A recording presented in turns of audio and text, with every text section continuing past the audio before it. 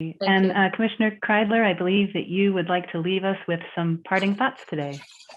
I would. It's interesting. I served one term in Congress. I served on the Energy and Commerce Committee. I served on the Energy Subcommittee of Congress that was chaired by Phil Sharp at the time. And we talked about the issues around carbon sink. And this was back in the mid 1990s. What a shame that we're still talking about issues that are still so relevant and so pertinent. And nothing drove that home more than this conference and the people that we had a chance to listen to. I'm so deeply appreciative to all of the people, all of the speakers that we had that participated, and the information that they imparted to us. The sad part of it is that we recognize now what we really should have recognized back in the mid 90s, if not before, that this was an issue that we needed to address immediately and do it now. And that is something that I'm hoping that people recognize, that there's no time to lose. This is one we have to act on immediately. One of the things that popped up here, not just recently, were the issues around smoke and wildfires. And the University of Washington scientists came up with a projection that, given the amount of contaminants that we had in our atmosphere here in the Puget Sound, that something like 200 people more than likely died as a result of this very, very contaminated air. How many times do we have to go through that? We had it a couple of years ago. It was back again last month, and before we start to get smart. When it comes to wildfires, I'm particularly sensitive to that. Some 50 years ago, when I was 21 years old, and that is a couple of years ago, I wound up I was a smoke jumper for the United States Forest Service in Southern Oregon. We never had to worry about a firestorm. You do now, and you better worry about it. When I was 21, I wouldn't have worried about it, but that's because I was 21. Today, I know enough about it and how dangerous it is.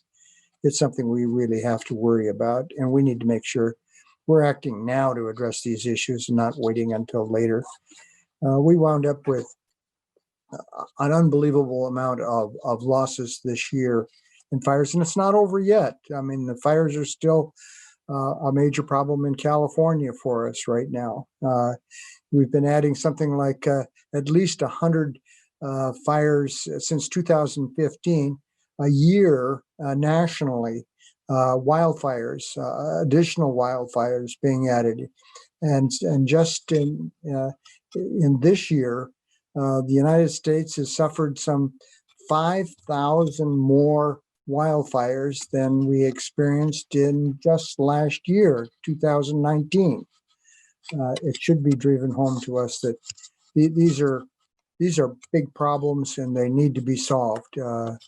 Our issues focus a great deal here in the Northwest on wildfires because it's so close to us and we're so familiar with it, but it does not diminish the kind of challenges we face as a planet, certainly as a country, as to the changes that we need to be making in order to make sure we're addressing this issue.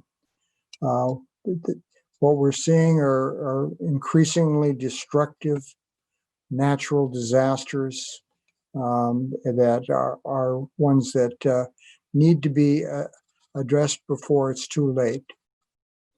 You know, there was a time where we as a country looked at issues with the idea of posterity, not just here and now, not just our own lifetime, not just what we're going to experience today and tomorrow, but for posterity.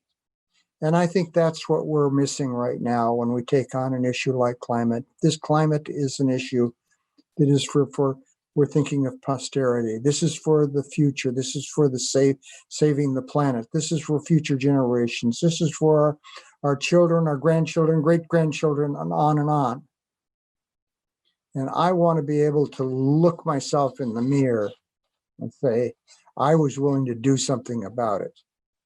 And that's why I'm so proud of the people who participated in this event today, the great speakers that we had that helped to bring home the message that we have in front of us today, that the necessity of dealing with this issue immediately.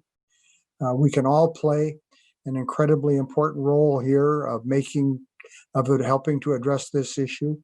Hopefully we all learn something by virtue of this summit on climate, that we're better educated. We have some takeaways that we can work on. This is not one where we walk away. This is one where we need to think about what we can do for the future.